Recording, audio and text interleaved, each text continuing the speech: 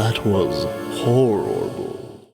Gather round the table as I bring you the story of two boys on Thanksgiving. Oh, I'm so happy that you brought us together for Thanksgiving. Being a young boy, and I don't understand why. I'm so happy. Me and my brother are so happy, right, brother? This is like That's the right, fifth brother. episode you've started as a young boy. That's right. I'm very happy about this, and You I'm excited. broke the bit. I'm excited to say prayer. Broke the bit by being a young boy.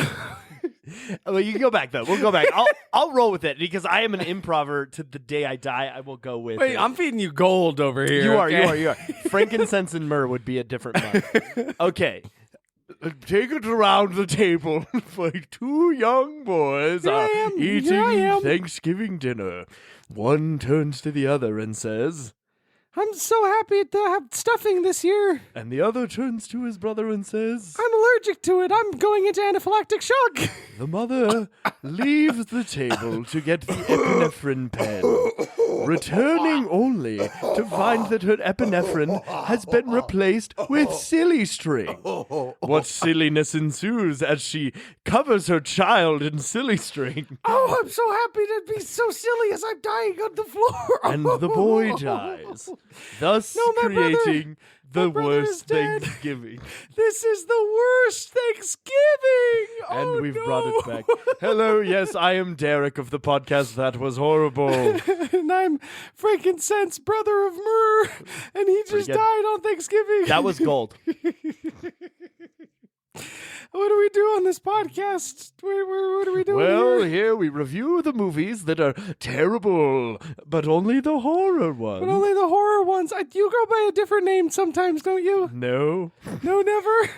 Sometimes I go by Isaac, but that might just be a me thing. Sometimes I go by Derek. And That Was Horrible. That Was Horrible, where we do the podcast at our best at doing it. And just at doing it, and you kill my brother. He's dead. And now listen, I did not kill your brother. Your brother was killed because he ate... Okay, you can't go into anaphylactic shock from celiac disease. My brother was dying, and you were just narrating the whole time. Isn't it suck? It's the worst job of a narrator to have to sit there and like watch it happen and literally talk about it unfolding. It's like a Hadestown situation where you tell the story again and again. You hope that it's going to be different every time. You hope that little Murr on Thanksgiving is going to make it, but he doesn't. No, he doesn't. Every time he eats something he shouldn't. And what about anaphylactic shock? Where you say? I don't remember. My anaphylactic was.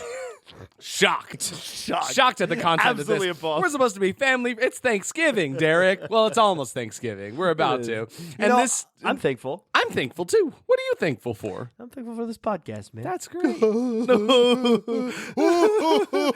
thankful for my brother who's dead. No, just kidding. That's enough of that.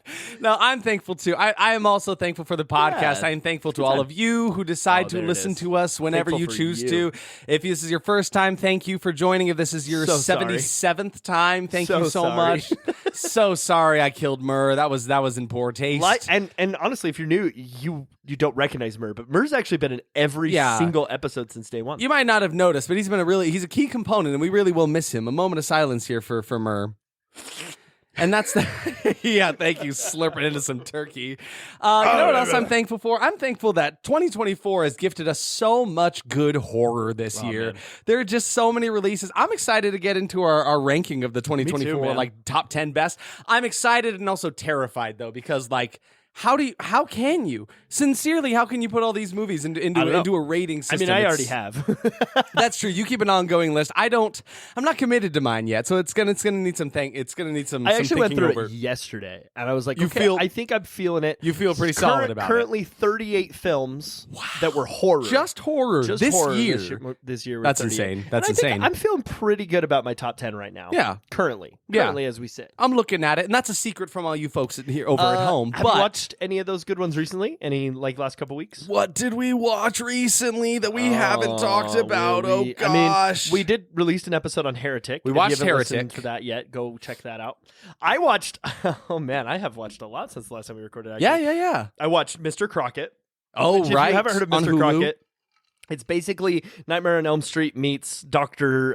Seuss. Nope.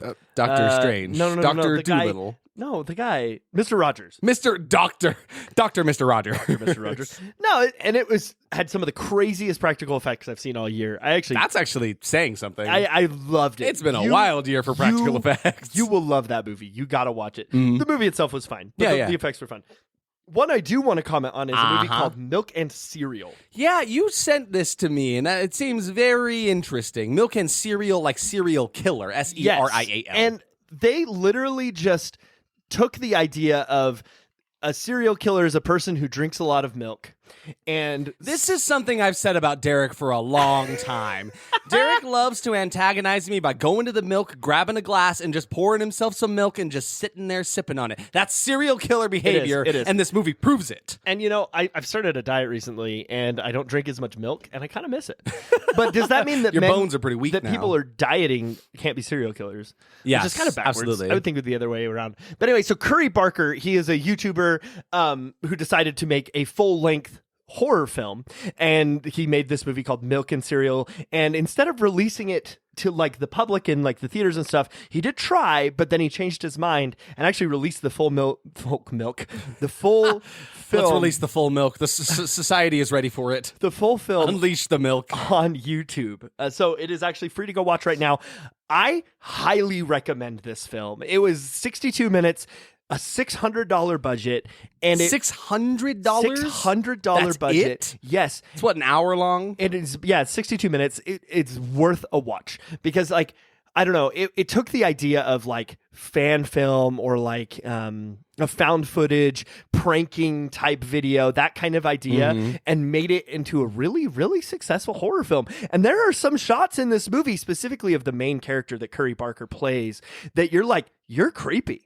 Like about halfway through the movie, I was like, I don't ever want to watch any of his other YouTube videos. Yeah, this is because I can't not a see scary guy. So I don't want to give away basically anything else of what I've already said. It's only an hour long. There's only so much you can say about it. And I don't want to. Serial killer. Go check it out. And even that, I feel like is a spoiler. I want everyone to go check out this movie. I really, really liked it. Anything else you check out? I'd also watch Daddy's Head, but we don't need to talk about that god-awful movie. It was so bad. Since the last time we recorded, I watched Your Monster, starring Melissa Barrera, which was actually a pretty good time. Like it appealed to both the side of me that does enjoy like a rom-com movie, but also enjoys a horror monster movie. I mean, it's not that much horror. It is mostly like a romantic comedy, but there is a monster in it that is one of the main characters. But yeah, it's actually really fun. Really, like I was actually very invested in this movie. I can't remember the last time I was invested in like a newer rom-com, because I feel like there was a golden age of rom-coms, and that time has kind of come and gone. They keep trying and poking at it, but it's just nothing is really clicking as well as they used to. And this one actually really stroked the nail on the head for me. And again, maybe that's just because it involves a monster in it. Yeah. It also involves theater things, which is also kind of my vibe. So like, know that it's very enjoyable. So I would recommend checking out Your Monster. I'm definitely gonna watch that before our ranking. But a lot of people are talking about that movie. But right now it's Thanksgiving, and we're here to talk about the Thanksgiving movie, right? So we watched Wicked. I'm just kidding. I don't think we did. We haven't seen that yet, unfortunately. It's time to try defying my brother's It's really sad. My brother actually died in real life. No, it's terrible. Wait, no. And the bit is over. We'll never bring back the child again. We didn't watch Wicked, though. You were traumatizing me the whole time. The whole time it was trauma. I am fine. He's fine. He's mostly fine.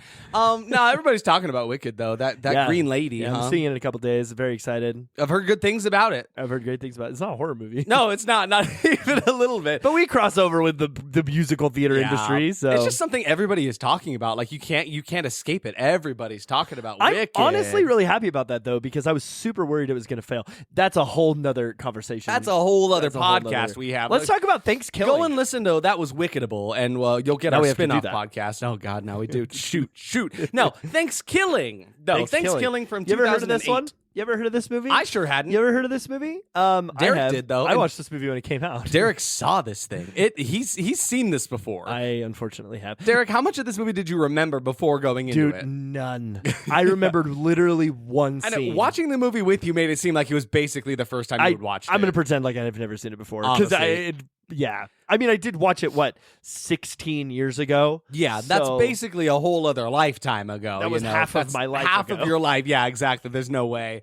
But yeah, I this was my first time watching it, and I, after watching the trailer, the last time you had brought this up, I think honestly last year, I think I did, when we were discussing maybe a Thanksgiving episode for the podcast, and you had mentioned, oh, check this out, and you showed me one specific scene from it, and I was like, I don't know, Derek, I don't know about this one. That's probably why I remembered This said turkey's scene. doing terrible things, I think. Because, yes, this is a movie that involves a turkey as the serial killer. We all remember Thanksgiving from last year, 2023, which not a involved like turkey. a man in like a pilgrim-style mask. Pilgrim as a serial It was a killer. pilgrim as a serial killer. This time, they're going straight to the source, straight to the heart of the meal right here with the turkey as our main killer. And it talks. It talks. It is a talking talks like this. turkey puppet.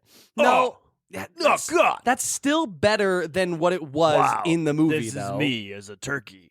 Yeah, it's Something like that. something. Definitely a B movie, that's for sure. It doesn't have a But rating B on Rotten stands Tomatoes for from the critics. bad. B stands for bad. No, there's no such thing as a bad movie. There's But no what are you such thing as drinking bad today? movies. What am I drinking today? I got a nice little concoction. Kind of looks like blood. Maybe Bilbo can tell me about it. Well, it's actually cranberry juice. Okay, so not blood You're at just all. drinking cranberry juice. Oh, okay, cool. That's it. That's no blood. Yeah, cranberry juice and the blood of dead children. No, sorry, that was it. One more time. That last bit. Cranberry juice and the blood of dead And children. it's just, I keep, audience, are you getting this? It sounds like a little, it sounds like there's a little it's something literally extra. just cranberry juice and the blood of dead children. And the blood, you said it. You said no, it. I I said heard it's it. No, just that's it. Here, play it black. It's just cranberry juice. And- Blood of dead children. That's it. That is damning evidence. No, it's not. It's We've blood. been recording the whole time. No, it's just cranberry We're wearing juice. wires. No, in a I'm- sense, in front of our faces in the form of microphones that you were talking into. The cops are already law outside. lawyerman told me that I'm not allowed to talk about what I put in the drinks anymore. So legally, this is cranberry juice and the blood of dead children. And legally, his license has been revoked in this country. It is just cranberry juice and the blood of dead children. Okay, well, thank you for our beverage of just cranberry juice And the blood and the of blood dead of dead children. He's gone. Man, this drink is really good. It's really good. I would be careful with it if I would just don't drink, sip slow. Just What? sip it slowly. don't know what's going Sip on. it slowly. Yeah. So yeah. ThanksKilling. ThanksKilling. We're so thankful to be here talking about ThanksKilling. Yeah, Not to be so- confused with ThanksKilling, which is it's actually it's a reality show that Derek and I are kind of trying to workshop here. You know, it's you're thankful for everyone and their skills. It's about trying to let go of your jealousy and envy about kind of things. Yeah. Just be thankful. Like Derek, you're so good at this thing, and thanks. So I'm so glad I'm not angry at all that you're so good at everything, and I can't do What are anything. you doing? You're great at you're great at. Oh. So No, you remember you remember that thing, that you're, time? You're so good at say it. something you were good at, so I that- can agree. How about you're so good at so many things. Yeah, you repeat I that. need you to remind me. No, It's just I forget. You're just good at everything. It pisses No, me off. ThanksKilling. No, capital actually, K. Well, I was coming up with a TV show where it was like a guy who would teach people how to think better. So he's like skilling up their think. Okay. Or it's just like in a less exciting TV show, it's just like when people get compliments and they don't know how to take them, they like deflect them or they say, "Oh, Yeah. you're so good at this He's thing." It's like skilling them on how to think. you have to get better at thanking people, you know? Get better at it. But then it gets into some really crazy places, I bet. He just goes to the wildest places. Definitely with a this. Nathan Fielder show. Yeah, exactly. Where it's like the premise is pretty simple. It's like Yeah. this couldn't possibly go anywhere, No. right? He's just teaching people how to be more thankful, right? And then you're jumping off of a building with Yeah. 3 parachutes, but only one of them works. You don't know which one it was. roulette but you're with happy about parachutes. it. You're thankful You're for it, so though, thankful. because now you have the skill set. Oh, my God. It's just people who live really boring lives and they want to do something exciting. They want to be able to go into work on Monday and say, "Hey, over the weekend I picked up this fun skill," but they just throw them like into the deep end of This the pool. So genuinely- he's just skydiving Yeah. without any practice whatsoever. He's got 3 parachutes. And he doesn't have somebody with him. But he's so thankful to be alive at that point. That's the heart of the show, really. It is. Isn't it so great to be alive? You were in that life-threatening situation. You were plummeting to the earth, and like now, No. you're so happy to so be happy. okay and living. That is actually kind of beautiful. I do feel like it's an I think you should leave sketch, though. It's gotta be, right? I'm sure something like this exists. I'm happy now. All right. So ThanksKilling. Yes. Anyway. We were supposed to watch Subservience this day. We did mention Subservience, but and now we will still watch that movie, but we'll we're come in around the to holiday it. season. It's in the holidays. We It didn't make the connection. kind of crept up on us, but we were like, oh, right, this week is Thanksgiving of 2024. And then right around the corner, we have, Christmas things to be looking forward to, the holiday season. So we will watch the Megan Fox film all of you coming in here in your Megan Fox t-shirts, you watched Transformers before you came here. I'm so sorry. You will get your episode. Just go play Mortal Kombat. You'll see how good of an actor she is. Kombat. She's terrible. so She's great in horrible. Mortal. She's really bad. How about the acting in ThanksKilling? Oh, I'd rather watch Megan Fox. ding, No, dong, because ding, at least ding, Megan ding. Fox. I mean, at least these people didn't take themselves as You seriously. deliberately wanted to watch this over Subservience. I did. I really did. Mostly because the trailer for Subservience scared me, and Yeah. then of course Thanksgiving. I was like, okay, we got to watch it. It's not the only. We Yeah, gotta be it's, themed. it's not just about not watching Subservience. Yeah, It was, we will watch that movie. Yes. It's However, just not Derek got real excited to check out ThanksKilling. Yeah, because it's been 16 years, and this movie was written and directed by our boy Jordan Downey. Let's talk about Jordan Downey. Derek told me something that I could not believe, but it is true about Mr. So, yeah, Jordan Downey. Jordan Downey, he's written and directed 9 things. He is That's not many, He's not actually. stopping. He actually made a short based on the Critters movies. Really? A short? Yeah, it's Interesting. just like a 7-minute Critters film. Wow. So that's kinda Critters cool. Bounty Hunter. That's crazy. I didn't know you could just make a short about a well-known horror IP. I guess it's That's pretty cool. thing that you can do. Sure. But here's the thing that he is most known for. Well, other than he was most known for ThanksKilling. I think, probably very well known for this. Until this year, he actually directed one of the segments in VHS Beyond. And I don't know if anyone has watched that yet. I personally loved it. I thought it was really good. I enjoyed it. It is so the VHS movies are horror anthologies done in found footage style, generally based around a theme. So VHS Beyond was set around sci-fi aliens was kind of the vibe for it and stuff. So he directed one of these. Actually, one of my favorite Yeah, me too. One of my favorite bits in the anthology, which is crazy to see man. him putting on this raunchy, rude, offensive turkey killing some people in this B movie. It was his directorial debut, right? This one was ThanksKilling was. Yes, ThanksKilling Yeah. was. No, actually. But the other ones don't matter. Fair. It was early in his lifetime as a director, right? So he's clearly grown because his segment in VHS Beyond was actually really good. It was actually really cool. I wonder how much of that had to do with the budget that he was given. Fair. I mean, going back, his first movie was actually called Hack Job. It was a short, but ThanksKilling was his first feature length. I film. see. So not just a short, but a whole last movie. And a whole actually, he's hour only and 10 minutes. He's done a bunch of shorts, but he's only actually done 3 full length films. He's done ThanksKilling 3 because they skipped the sequel, and then it's a whole Headhunter. There's a whole thing with we tried to look up the sequel to ThanksKilling, and then it's there is no sequel to it. There seems to be a bit in ThanksKilling 3 where they're burning all copies of ThanksKilling 2. I don't know. It seems to be a whole big meta thing. They went really weird and crazy with it. I actually kind of want to check out. ThanksKilling we'll 3. watch it for sure. Yeah, we'll check it out for next year's Thanksgiving episode. The thing about Mr. what's his name, Jordan Downey. I actually feel like he is a good director at his core. Okay. There are things about ThanksKilling that I was like, this is so bad. But I never once was like, most of the movie, I think. there was never once that I was like, ooh, bad director. That's fair. You know what I mean? The whole time I was just like, this movie is I'm getting into my review already. My point is, he has improved substantially. He made the movie he made called Headhunter actually won a bunch of awards. And it's apparently a really good movie. I mean, there is something to be said about utilizing the tools that are at your disposal, right? The actors you can get for it, the budget you can get for it, locations and things, equipment and all that kind of stuff. So it seems like give this man a bigger budget for things and he can actually put out some pretty good content. And a good concept.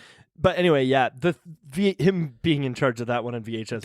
That's bewildering. The one we're talking about, if you've seen it, is The Stork, and it's the one with the Doom style. It's like a video game where they're all it's breaking into a first-person house. camera, a bunch of CIA agents or something busting into this busted down trying to find house, aliens. fighting down zombie alien things, and that's all we'll say because it's very enjoyable. I don't want to you say should check it anything out. else more. You should just watch VHS Beyond. Go watch VHS Beyond. Really good. All right, so this movie is sitting at a 0% on Rotten Tomatoes, and it's sitting at a 46% 6% for the audience. Which baffles me because the third one is only at like a 29% or something like that. Yeah. And it by look alone looks like they did a better job with it and stuff, but apparently people were not fans of it. No. Not very and much at all. I think part of what makes this movie enjoyable is how bad it is, right? And so if the movie was like, if the third one had a bigger budget, was a little bit more entertaining on paper, yes, but they still like did the same quality, I could see how it would be worse. That tracks. That definitely I mean? tracks. I don't know. We'll tell you next time when we check out ThanksKilling 3. We will. And then you're looking at a solid 2.2 on Letterboxd and a 4.2 on IMDb. This movie had a $3,500 budget. That's more than I expected. And They have honestly, to pay actors. It kind of showed they have to pay actors, but also there were some shocking, gory moments in this one. I just noticed that from the trailer. I was like, there's actually some practical kills going on in this movie, which I'm always a fan of. I think that's a really fun time. Of course, I have no idea how much this movie grossed, but it knows? grossed me out.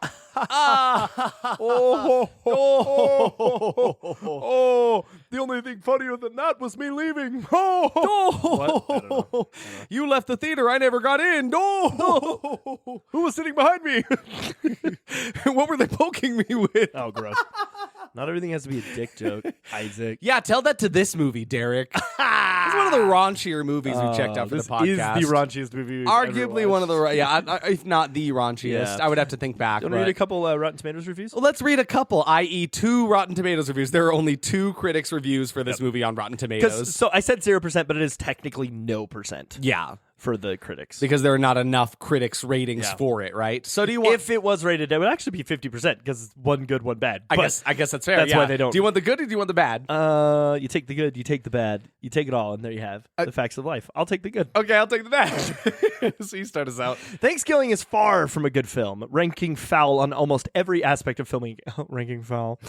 But when it comes to entertainment, ThanksKilling has the potential to become a new Thanksgiving traditional favorite. Okay. That was Stephanie Archer from Film Inquiry on December 9th of 2023. Okay, so this is not like an old review. This is pretty I do feel like recent. this movie, in some ways, aged really well, and in some ways, aged very poorly. In many ways, it aged very poorly. Let's see what Patrick Cavanaugh has to say from The Wolfman Cometh. Knows exactly what it is and delivers on its promise, but it won't appeal to anyone outside of those who think the title is actually clever. I didn't think the title was... Did you think the title was clever? I didn't. No, of course not. No, it's I can't. I was trying to think of something I read about it, but I can't pull it off the top of my head. No, he's so right though, Patrick Cavanaugh. You make a good point. This is the kind of movie that like has one kind of audience, and it is the people who like see a title like this and are like, that sounds like a fun thing. That's a clever pun. Yeah. And then they're like that. Those are the kind of people that will enjoy this movie very much. So me, yes. Who dare tell me you don't love a good pun? I love puns. That's what I'm saying. I love a great. good pun. All right. I'd bring out Puny the punner, but I know you hate him so much. I will stab him. No, I love Peter the Punter. He's a great guy. So should we get into the expectations for this movie? I guess let's expect this movie. I'm expecting a time with this one. I'm expecting. It's a turkey. It's in the oven. I don't. That's terrible. Now, so this movie, I was really expecting just a B movie, man. I was expecting to kind of roll my eyes most of the time and walk out maybe having had a good time, but not because it was a good movie, just because like we are, like you and me watching this movie are going to have fun laughing at it, basically. My overall was, I'll give thanks when this is over. Oh, that's good. You know what I mean? That's good. Yeah. But my first expectation was horrible dialogue. Just absolutely dreadful dialogue. You can just expect it. You can see from the quality in the trailer, the acting that's in there, you're like, it's not going to get any better, obviously. Because that's the thing. The trailer is supposed to showcase the best of the movie or things to draw you in, right? Yeah. So if that's the acting they're showing in the trailer, yeah, we're in for a bad time. But my first formal expectation was B movie with a capital B. Just through and through, going to be a budget movie. It will feel it. It will look it. It will smell it. All of the above. Yeah, absolutely. I mean, mine leans too much into the B movie tropes. Yep.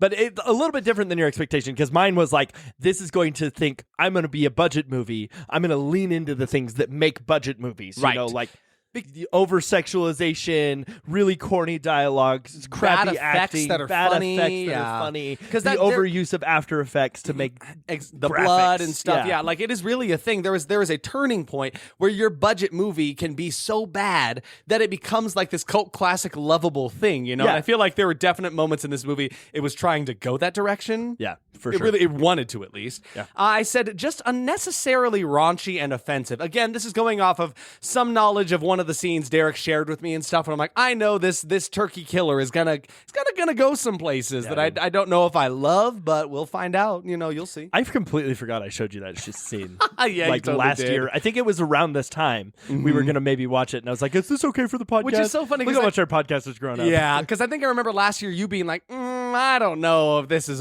right for us. And then I was there today, with you. Today I was like, "Yeah, ThanksKilling." Yeah, it's ThanksKilling time. Whoa, whoa, whoa, whoa. Anyway, my next one is over-sexual all the time. Yep. All the time. All the time. Again, just a staple of like B movies, right? Yeah, you know, exactly. sex sells, right? It's me, big movie producer, and I need you to get more sex in the movies. I was confused. I brought you some celery I had sex with.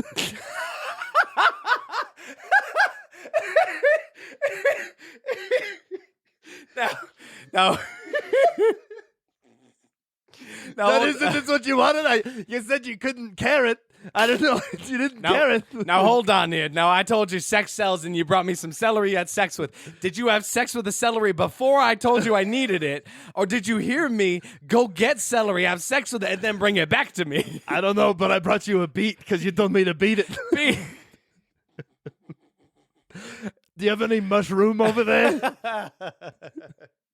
Is this anything? I got nothing for you. Help. You know, I really shouldn't have just shopped in the bargain bin of the puns are us to get this guy. Oh, I thought you were gonna make a joke. Right No, now. I cannot. Really I excited. cannot think of a vegetable pun to save my life. You're just sitting there, parsnippy. God, what? What is that? What is that? I don't know. I'm Cucumber. sitting over here, cucumber, and you're trying to tell me that something has changed here. Derek's giving me this crazy look in his eyes. I think he's definitely unplugged our headphones for a second. And it's like nothing ever happened. No one even unplugged anyone's headphones. No one unplugged anyone's headphones, and we definitely didn't need to stop the podcast for a second to fix it. So anyway, don't make vegetable puns. So anyway, secretary of mine, I'm having none of that. Okay, you just took a whole 10 minutes. You took 10 minutes. And you came in here with that egg brain to plant a joke. You eggplanted a joke. Oh, okay. For a that second, I was like, egg is not a plant, Derek. Eggplant. You got me there. No joke. Derek stopped and like went to fix things because he's an audio genius. And I was like, okay, Isaac, you got to come up with a vegetable pun. You got to come up with something. That's the best. You took cauliflower that time. No, that's not. I was almost. I was trying to think of cauliflower earlier. Yeah, cauliflower's hard. Yeah. Anyway, overly sexual. That's what we're saying about Broccoli. Just like broccoli. BROCCOLI. I'm over sexual and don't know why. So my next I thought we were damn it. That was BROCCOLI. Wait. Yeah, that's it. Coli. That's it. Coli, yeah. I spell broccoli all the time. No joke. I work in the kitchen. BROCCOLI. I've got a broccoli and I can't lie. Over-sexualized is this film, and everybody knows that it isn't Bill. I don't know. Okay, go on. Everybody knows that turkeys kill. But where were we? You said the movie was going to be overly sexual all the time. And then and sex then sells. Sex I brought you the sells. celery. You brought me the ordered celery. because I Yeah, had sex exactly. with it. So my funniest joke ever. My next expectation was shocking practical kills out of nowhere. Again, this was something that wasn't necessarily like an expectation. I saw it within the trailer, right? There were definite moments of like you could tell there was like really shitty After Effects stuff going on, and then moments of like, no, that's actually like a cool severed head prop that they made for this movie. I'm curious about that. Absolutely. Great turkey one-liners. Oh, yeah. Like all the greatest killers of all time have great one-liners. You know what I mean? And that's true. I was waiting for that from Turkey Boy. Yeah, we love that kind of stuff over here. Similarly to that, I said hilariously ridiculous killer turkey. Just kind of going off of what you said about how like he's going to come up with these really funny one-liners and puns to add on to his kills to make him kind of fun. I'm like, he's probably going to be a little like bastard, but like you're kind of going to love him about it. Maybe. Maybe. My final one was decent kills. So Yeah. I mean, this goes with the same thing. And my final one was themed kills. Oh, Because, I mean, it's a turkey it's a killing turkey. people around Thanksgiving. Like, It's a turkey. I felt like the going along with what you had already said, it's going to be very, very thematic kills, either in the way they are done in that fashion or in the way that they are spoken about. You know, the jokes made about them, a la Killer Turkey. I started a joke. That was the whole movie. That was the whole movie. That's it. I started a joke. You started. Do you remember that scene in Zoolander where Sure, he's yeah. depressed and he walks out and he sings "I started the Bee Gees song"? Yeah. I started a joke, started playing. So when I was a kid, Okay. why do I always tell Little this story? Derek, bop, Little bop, Derek, bop, bop, bop. I used to play that scene. You know how movies had chapters and you could like rewind chapters? Yes. So I would listen to that chapter of that song and then rewind it back and then go 'Cause back. I just loved that song so much. Like I specifically remember him like walking through the street, like looking at the water and being all sad. Anyway, You were just you were I was really such a feeling sad this. kid. It's like when you're a little kid and you're like sitting on like a car or a bus or something. You're like forlornly looking out the window, like Yeah. your life is so dramatic. Did you ever imagine that was in a movie? Like when you were Yeah, driving and you were for like, sure. you imagine the camera like looking at you and then panning out into the distance. Oh yeah, absolutely. Okay, like it's not just my me. life is definitely a movie. But you're very dramatic watching this scene from Zoolander, don't really know why that came relating in. to this Yeah. depressed character. I was like, Is man, that how you're feeling after watching well, ThanksKilling? his name or was Derek. okay, So I was feeling a little connection. you really know? connected, yeah. Yeah. Any characters named Derek, you really are like that guy's me. I love that guy. So hot right I now. really relate to this guy. Why are you hot for? You're hot for Derek. Hansel's so hot right now. I was trying to quote. Oh, Zoolander. okay. Now I'm just sad. Okay, let's move on. Let's get into ThanksKilling from 2008. We start just before the first Thanksgiving, and we see. Thanksgiving. Well, what did they bring to you, Derek, on the first a Thanksgiving? topless pilgrim girl. Two swinging breasts. Falls Guys- to the ground, gets killed by turkey. This is pretty good. We should just tell the movie like this. Topless model woman. And a turkey with a tomahawk. Why are we singing a Christmas song? I don't know. But yeah, so Derek, before we even started the movie, noticed that the top billed actress in this movie was a nude pilgrim. She was. I realized though my error now. It was actually the topless build actress. I made that mistake.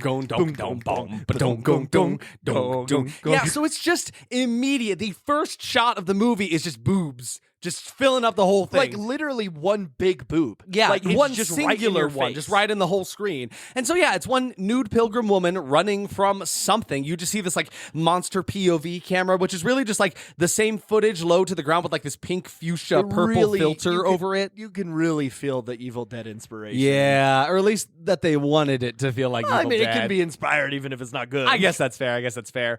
But yeah, then immediately the turkey. I'm sorry to anybody listening to this because this turkey says some foul things because he manages to catch up to this woman. She falls to the ground. He says, "Nice tits, bitch."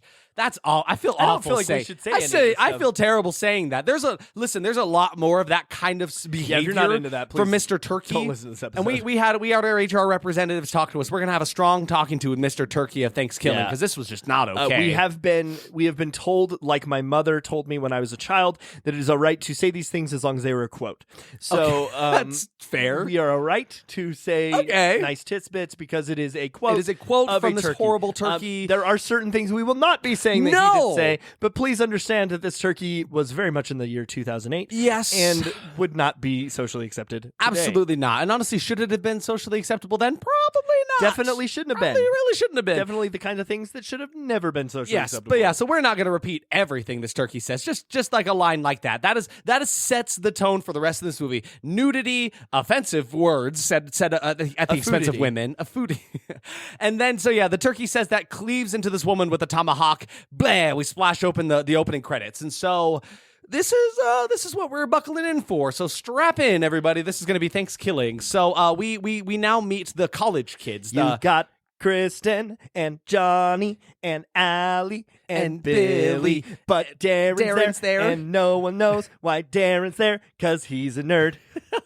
So yeah, you meet a group of 4 college friends at first. Four at first because it's the four. It's Billy, Allie, Kristen and Johnny, right? Yep. They're all very excited about Thanksgiving break. Like, have you ever seen anybody this pumped up for Thanksgiving break? I've never even been excited about Thanksgiving break. Literally never. This man jumps out of the his name is Billy. Billy jumps out of the college, rips his shirt in twain, and is just like, "Oh, I'm so excited for Thanksgiving break." Like, I guess the gist is they're very excited to be partying and stuff like that, but honestly, it's just like, why are they so excited? Well, his purpose for ripping his shirt was to get another woman to show him her boobs. To flash her boobs. And then she does lift up her shirt and show him her bra. Which But I just have a question. Yeah, I have many questions, but what's yours? Why? Yeah, that was top of my list. Yeah, capital why? But right off the bat here, we have these crazy B-movie moments. Like, that is something that only happens in a budget movie, right? Like, this kind of idea of this, I'm going to do this ridiculous thing that's going to cause this ridiculous reaction. And are they really good at their reactions in this movie, Derek? No.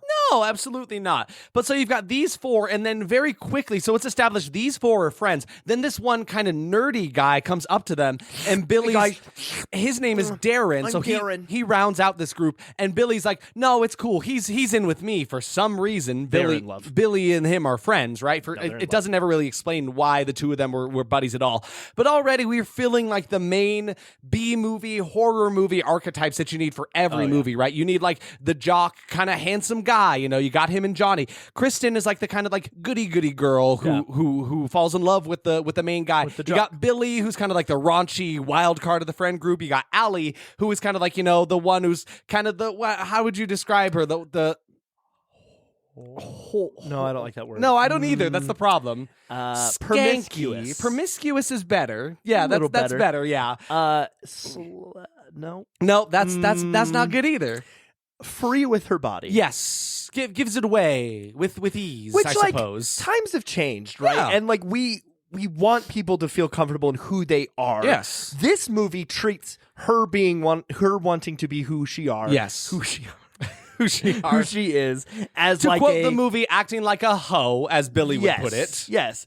This movie was using that as a trope. Yes, absolutely. And all of these very characters early 2000s. are tropey, right? Yeah. So she fills that trope, and then Darren finally, he's like the nerdy guy in this one. He's the smarts, he's the geeky guy. He's got the stuffy nose and all that kind of stuff. Is that what that was? I think that's what it was supposed to be. He rubbed his mouth and went.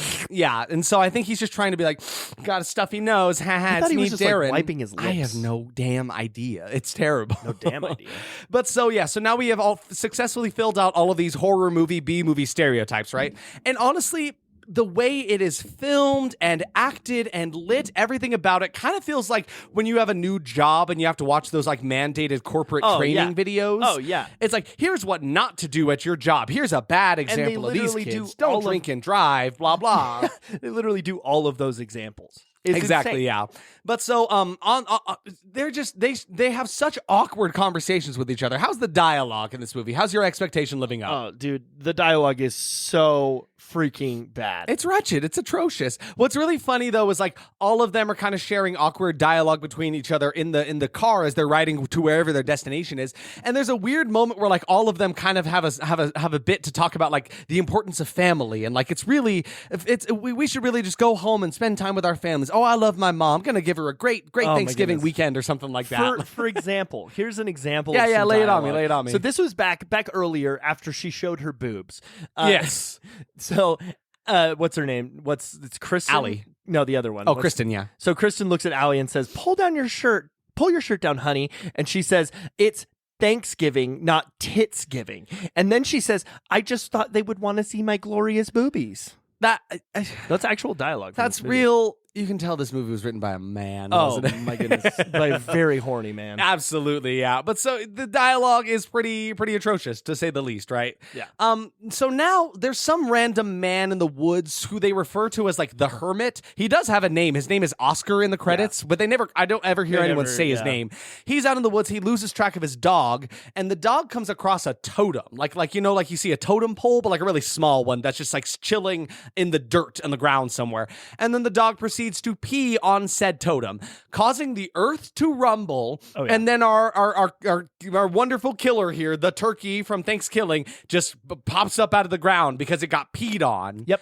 And he says, I guess that's enough. wow, I'm really pissed off. And then it bites into the dog, killing the dog. The dog does not survive. Sorry why? about this. I mean, we knew. It's another B-movie trope. It's a trope. Yeah, it's an easy thing to get a shock value out of people, right? Like, and though a dog dies and that is terrible, I will say it is quick and you do not see any of it. Yeah, you just hear a bit of a dog yelp and then just like blood splat off screen. It was very cheap. Yes, which is good. Which is good because I don't want money to go into I something wish like that. more movies, if they had to do it anyway, would just do it that way. That was very cheap and didn't exploit it. Honestly, that would be better. But so yeah, this is how the turkey killer comes into the story. It got pissed on in the ground and then comes to life because it is pissed. That's kind of, and that's our first of our one-liner puns based on the events that are happening. So we're still in the car though, and Mr. Nerd, he's like, they're all talking about what they're thankful for. And he's like, this is going to be my year. I'm going to go skimmy dipping without any clothes on. Which is how it works. I want to ghost ride the whip, man.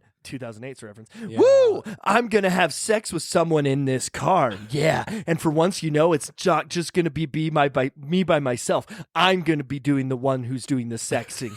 Yeah. To one of you, well, it isn't going to be me. I don't know. It's stupid. Yeah. He is trying too hard. He could have been a kind of lovable character because all the other characters kind of shit on him for being like the nerdy guy, not one of the cool kids, quote unquote. But then he's just kind of overly doing it up. It's like, I'm going to be so cool this weekend. Yeah, woo, yeah, cool. I'm gonna get wasted. Yeah, it's I'm just like sex with somebody in the car. It's too much, and it makes me very uncomfortable. I don't like him. So after we see the turkey show up in the story, we quickly cut to the sheriff of the town with a very real mustache. Can we just? You want to just read the dialogue that they have here? Okay, yeah. Okay, I probably. Wait. Who do you want to be? I don't care. Goddamn, Cheryl, that coffee tastes like shit. What did you do? Take a dump in it? Ha! As a matter of fact, I sure did. Holds up coffee pot with 2 poops in them. There's I want in a it. fucking divorce. And he goes, all right, then. That's it. That's all he does. And she walks out of the room that she is never back for the rest of the movie. It was literally the most pointless thing I've ever seen in my life. Why do they feel the need to have someone shit in someone's coffee and then get a divorce? One of my favorite little touches that they did right here is in the whole next scene when he's talking to his daughter on the phone. He's wiping it out of his mouth, and he's like picking at his teeth with a toothpick. I did not notice that. So funny. That's pretty good. Why did they have to give him a fake mustache? Just don't. He doesn't have to have a mustache just because he's a sheriff. What's the point of that? But yeah, so he is Kristen's father. That's really the only reason he is shown here at all, because he does come back later. Yeah. But yeah, that's basically it. So now the car breaks down. Another horror movie trope, B-movie trope we're in here. The car breaks down during the night. So the college kids just decide to camp on the side of the road for the night. They're like, listen, guys, we got a bunch of tents. We got a bunch of beer. Let's just go camping. Let's go buck wild. Which is kind of interesting because their original plan was to go to their family's houses. Yeah. They were not going on a camping trip. No. Why do they just have all of this shit? It doesn't make any sense. Doesn't make any sense. But so the nerdy friend, he finds a sign on the ground that says Crawberg. He's like, oh no, guys, I found a sign that says Crawberg outside. And everyone's like, okay, who gives a shit? Apparently, the name Crawberg is attached to a story about, quote, one of the most notorious moments in Pilgrim history. Ooh. So he then regales them on this tale about this story about an angry Native American that cursed the local pilgrims because he was wronged by them, you know why, by creating an evil turkey that kills people every 505 years. Classic. Why? That's so arbitrary. Why 505? There were so many things about this that were incredibly, what's the word? Unnecessary? Unnecessary. Stupid? Yes. But Dumb? also very racist. Very racist towards Native American people. Yes. Yeah. And we just don't need to talk about it. We just don't need to get into it. So yeah, they don't treat it very well. We will treat it better here on this just podcast. by not talking about it. Yes, just by not, yeah, exactly. But so he tells them turkey reappears every 505 years for some reason. So that means, because there's a line later where somebody asks the turkey how old he is, and he says 5'10". He says like 5'10" or 5'12" or something like that. So that implies this is only the second time this turkey has ever come back around. Oh, that's a good. It killed that large-breasted woman 505 years ago, or 500 however many years ago, and now this is the only other reoccurrence of it. That's funny. So it's not a very seasoned killer. I see, and I was under the impression that the movie just messed up. Yeah. And it was like, accidentally said 510 instead of 505. Who really knows why this happened at all? knows? It doesn't even show us what happened to the turkey in those 500 whatever plus years ago that led to him being buried under the ground or anything like that. He just kills a topless woman and then the movie starts. Yep. Makes no sense. So anyway, Darren tells everybody in the friend group about this. Nobody believes him. They're like, you're crazy. You're trying to scare us with a stupid story about a killer turkey, right? So then the hermit from the woods, he does find his dead dog, and the turkey is over it, and the turkey says, he had an accident. He's like, what happened? What kind of accident? He's like, well, I killed him with an axe, so it's an accident. You get it? You get it? An accident. It literally, like, no joke, explains the joke like that Yeah, it was in the bad. movie to him. But so then the turkey runs away, and the guy's like, no, turkey, you're not going to get away with this. First my wife, and now my dog. Which it never again mentions the fact that the turkey also killed this guy's wife. Like, No, yeah, it just out of nowhere. And Derek, will you describe to me how this man acts this out about the death of his dog and how sad he is in this moment? Turkey, you killed my dog. Yep, It's just dreadful. So back at their little campsite that they set up, the Kristen goes to call her dad because she's like, oh shoot, my dad was expecting me tonight and I haven't called him since the car broke down. Yeah. So she wanders away to go talk to her dad on the phone. As she's talking to him, she's getting stalked by the turkey. She can hear like a little around her. She's like, there's no such thing as an evil turkey. There's no such thing as an evil turkey. Then the turkey shows up. Yeah, dude. And he mimics her. Oh, yeah. And he says it back to her. He follows. So he goes, there's no such thing as evil turkeys. Oh, wait, I lied. Then an interesting thing happens here that you think. Well, he says he's going to drink her blood like cranberry sauce. Oh, that's right. I'm going to drink your blood like cranberry sauce, meanie. And then she screams. And so I thought this was going to be something they used to stop the turkey later because she screams with such a high-pitched resonance that he like stops. He can't kill her because he's like, oh he my. He gets mad at her. He's mad. He's like, shut up. Why are you screaming so much? And so I guess that's enough to stop him. She's able to escape him this time. So she's safe for now. He should never watch the Texas Chainsaw Massacre. Oh, yeah. Just the lots first one. Just It's lots like of 90% It's all screaming. screaming, exactly. He'd have a terrible time. He would hate it. But so I thought that was going to be something they use later to stop the turkey. No, that only happens this one scene and then never again. Yep. So the girl runs back to camp. She's out of breath. Movie is not that smart. No, it isn't. She's scared. She's begging her friends to believe her about this turkey. Like, guys, Darren was right. There really is a killer turkey out there.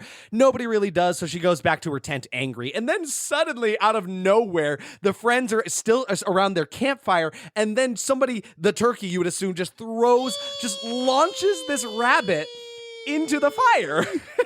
And it makes exactly that sound. It just wheezes its way into the fire pit and just dies in there. And then Darren's inspecting. He's like, oh no, its stomach was opened. This wasn't just any opening. This is from a beak. This wasn't just any beak. It was a turkey beak. Oh no. It's like, how the hell would you have any idea what any of that would look like? But anyway, that's really the end of that night, and everybody turns in for the night.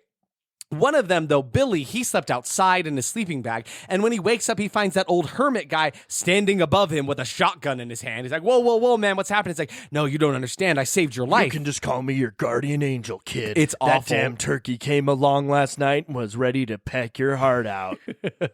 And he proves it by saying, look at your chest. You have, like, turkey droppings. Turkey droppings are on your chest. And it looks like he has a bunch of, like, cut-up Vienna sausages on his chest, and he just, like, it looked like brushes them dyed away. marshmallows. Yeah, it was bad. It wasn't good. But so now Billy is also like, oh shit, I think this turkey is real. Because now Oscar, the hermit guy, is just like, don't worry, I'm going to go get the turkey. And then just saunters off into the woods. And he's like, okay, thanks for that, I guess.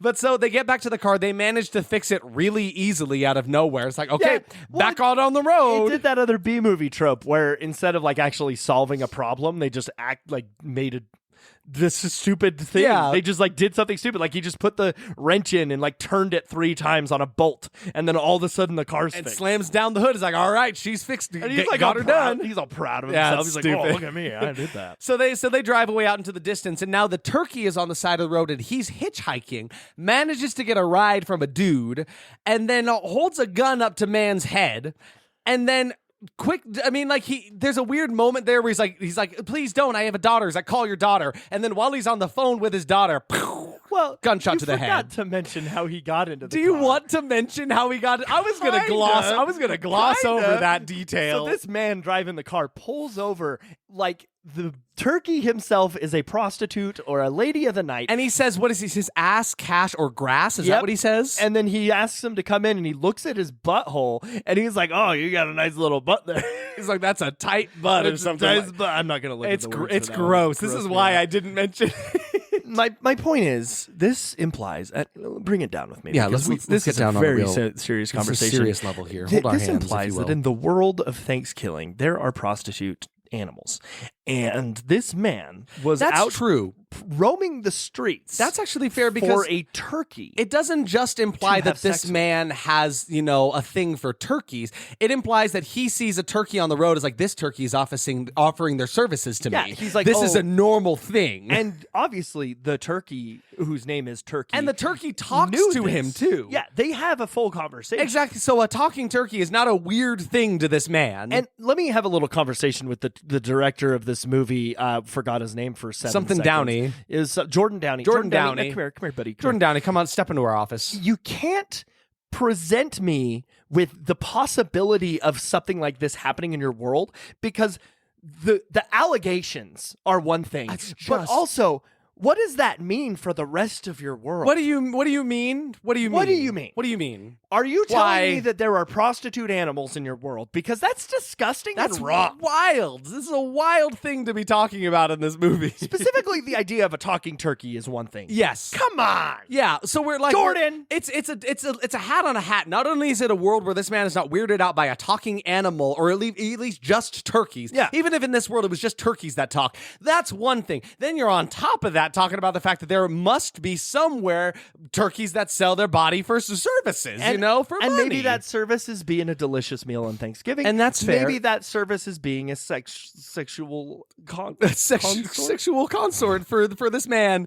But anyway, yeah, the turkey takes a gun. Who knows where he got the gun, first of all? I don't know where this turkey pulled out a shotgun. Probably keeps it in his plumage, and he I believe. Blows off the guy's head in a wonderful After Effects fashion.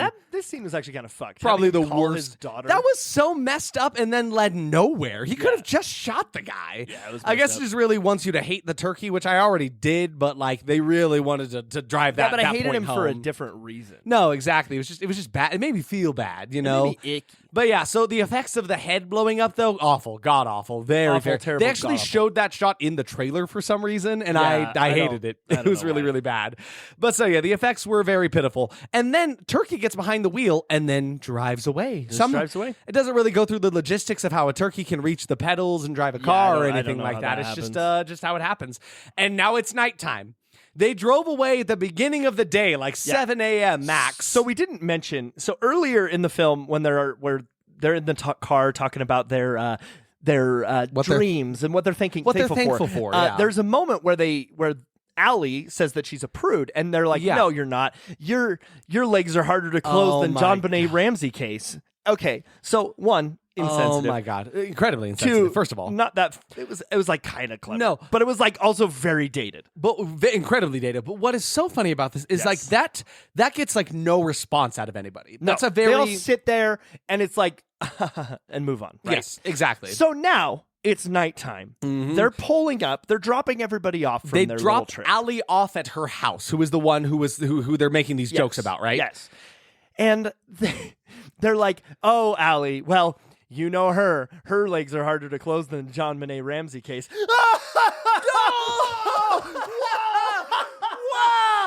Wow! Oh, hold on. She's still in front of her house.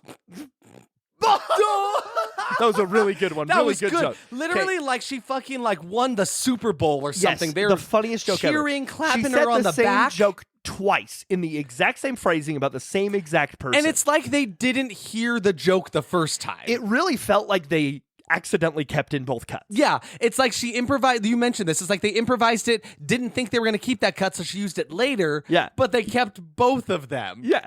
I don't know. I don't understand. And there's even a time later on, I'll say it now because I don't remember when it happens. Darren also references this. He's like, "Oh yeah, it's harder to." Well, it was after she I remember what it was. You remember when? Yeah, We'll plug it in if you remember when I it remember is. what it is. But it comes back again. They say this joke 3 times, and it never gets any funnier. The funniest Comedy thing about comes in 3, ladies and gentlemen. Yes. But the same joke 3 times is hardly ever same funny. unfunny joke 3 times does not a good joke make. You know what I mean? Like it doesn't get any better as it progresses through it. The only thing that was funny about it is the fact that they, for some reason, thought it would be funny. That's the only funny part about it. So they drop Allie off at her house. We'll come back to her later. Johnny gets home, and his father isn't talking to him because he didn't get the right position on the football team. It looked like sports elude us. It looked like you were going to say he didn't get the role that he was looking for. I almost did. I saw it on He your didn't lips. get the role in football. His audition, he botched his audition Botched for his football. No, but yeah, he was And like, now for Football, the musical, which, by the way, did you guys know ThanksKilling is also a musical? It is. There is a musical rendition of this show. Thank the Lord for these boobies. It's actually the opening number. That is of not a ThanksKilling, joke. the musical. That is not Go a look it up. joke. There's a whole studio recording for ThanksKilling the musical. The first song is titled Boobies, featuring the cast of ThanksKilling Which, the musical. I'm gonna watch it. I almost feel like the musical might be better because it is going to lean into making fun of itself. It's like the Evil Dead musical, right? It will just Exactly. make fun of itself. It'll be fun. They have blood ponchos on yes, the front so row. it's one of those kinds of things. The typical a horror musical that has a lot of blood splashing out into the audience. I just think it's funny that so many movies are getting musicals. So many horror movies are getting musicals, like 'Cause Reanimator. That's Reanimator has a Evil Dead. musical. ThanksKilling, Evil Dead, all of them. There's so many music. I mean, American Psycho also American has Psycho, a yeah. musical. Like There's got to be more. we got to come up with one. We do. We're gonna find our niche. Ghoulies. The musical, and then think about the costume though. It can be Oh, like yeah. someone in a toilet and only their top half sticking out of it. That could be pretty Too good. close to Skibbity Toilet. That's though. true. No, I don't want that. Never mind. We got to scratch that. Ghoulies is out. If you want Ghoulies the musical, you can have it. We'll come up with one. We'll come sit. up with We'll one. sit and workshop something really good, and we'll come up with it. Derek writes great music, so I mean, if we actually came up with an idea, I feel like you could actually maybe do something really cool Let's with do it right now. We'll do it someday. So back to sports, which we know nothing about. Johnny didn't get, I guess, the position in football that his dad expected and wanted him to get. So his dad is not talking to him over it. Yeah. Because his mom's like, come on, you need to talk to him. She's like, Mom, dad's not talking to me ever since I got like second quarterback or something like that. I got the guy. I don't know. But so he tries to talk to his dad. Oh my God, Derek, you got a kick out of this part. You have to mention this part. What part? Where Johnny goes into his home. He's like, hey, Dad. He's like, hey, son. He's sitting there all gruff reading his newspaper. He's like, how you been? He's like, whatever. And then he says, like, good to see you for Thanksgiving. Looks deadpan to the camera. And there's just the world's corniest fart sound effect. Oh my God! I forgot about the fart. Yeah, I forgot about that's the why fart. you were dying. This man just stands up and they rip a huge fart, but it was so obvious they added it in post. Like, oh, absolutely. They were He just did not like- make a face. they were like in editing, saw this man stand up with nothing happen. They're like, we need something comedic here. Make him fart. That's it, ladies and gentlemen. We made the That's man comedy, fart. babies. Yes. Woo! Fart High are fives comedy. all around. Yes, his gastronomic tract was the His farting. gastrointestinal distress is our gain, everybody. Woo! Yeah. Johnny's dad did a fart, and it was terrible. It's And not then anyway, funny. and then he lies to his dad and tells Yeah. him he was the quarterback. So, and now his dad's happy with him. Dad storms past him, and he goes to sit next to his dad on a bench outside. He's like, hey, Dad, guess what? I got good news. I got first quarterback. And suddenly Dad lights Wow, up. He's like, son. I'm so proud of you. He I lights always up knew his you cigar. I always knew you could do it. God, yeah, like his son had a baby or something. Yeah, He's like, I'm so proud of you, son. I knew you could do it. They reconcile for just a moment before the turkey shows up. He's like, what does he even say here? He's like, oh, I hate these sappy moments or something stupid like that. And then stabs through the dad and then pretty brutally actually saws into the dad's neck, decapitating him, sending his head flying through the air in this gorgeous arc of fake After Effects blood that lands in Johnny's arms. His head, the fake head they had was like a basketball with a wig on it. Which is so funny because they don't show it very well in the movie. I've seen pictures. There's actually a kind of decent decapitated really? head prop. It was huge. It though. actually like, looks it was big on It his looks hand. a lot like the guy. But yeah, the way it's they don't show it at all in the movie. And yeah, it just looks like a big ass basketball. It looks terrible, honestly. It's dumb. But so now Dad's dead. So Johnny runs back to his house, but then he finds his mom has also been killed by the turkey. She's like standing in front of their glass door to the backyard, and like her eyes, I think, have been gouged out. It was kind of I mean, Kind of hard to tell. Her effects weren't great, but when he was sawing off the dad's head, That was actually a really good effect. It like kind of made me like a little Yeah, bit. it was I was pretty kind of good. scary, but it was I was actually shocked. that was one of the first, and I was like, okay, that's actually a decent practical effect that they used for this movie. So back at Allie's house, she's having sex with some stranger, literally some dude we have not seen the entire movie. She's like, come back into my room. I don't even know how he got there. Has he been there the whole time? Like, what is it? What is it? So as the two of them are in the act, the turkey shows up, kills the man, and then takes his place in said act. Yep. This is the scene that Derek decided to show me all that year ago. I don't know why. I actually feel gross that I showed you this scene. It's not fun. No, it's pretty not fun. gross, honestly. I remember. Well, that was why we decided not to watch the movie. Absolutely, 'Cause yeah. we were. I remember what happened. Now we sat down Yes. and I was like scrolling through to find scenes. And Yeah, we yeah. landed on this one. We watched it. and we're like, never mind. Never mind. Let's skip this skip one. this movie. And here we are back at it, boys. So yeah, Turkey's having sex with a girl. Yeah. It's really gross. And then that happens, and then he says, "You just got stuffed." Which, okay, it's a clever one-liner. It's gross as all hell, but it's clever. And then breaks her neck. That's what he does. Yeah, Just takes his feathered arms. really awful. Yeah. There's a line here where they mention he used an extra small gravy-flavored condom. No, so they all show up. Yep. All the the gangs here To see if Scooby she's gangs- okay, Scooby right? Gangs here. They look inside. They see her dead. They don't notice the other guy on the ground. Yeah, no, they're like, well, first of all, Johnny's like, yeah, guys, she's dead. His acting Oh. is atrocious. Yeah, Pretty and much all of the both acting his is. parents just died. Yeah. And now he's just like, fine. Because as he's driving away after the turkey killed his mom and dad, he's like, oh, Dad, why did it have to be Why? you? And Mom, I'll never have your Thanksgiving dinner Oh, again. no more turkey. Oh, the pumpkin no more pie. cranberry sauce. Oh, gosh. Like, that's literally the level of acting this guy gives us in the scene. But And yeah, then, so this is where it happens, though. Darren's standing outside, and he goes, "Well, at least her legs were harder to close the John Bonet's Rambies."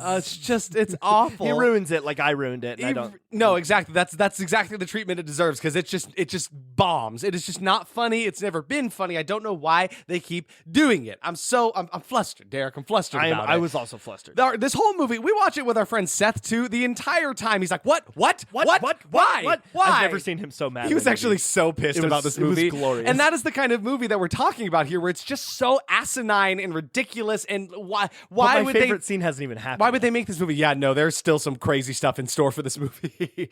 So now they all look to the nerd Darren for some advice on how to kill this turkey since he knows the most about it, right? Well, we did forget to mention, though, that he did have an extra small gravy-flavored condom. Yes, an extra small gravy flavored condom. Terrible.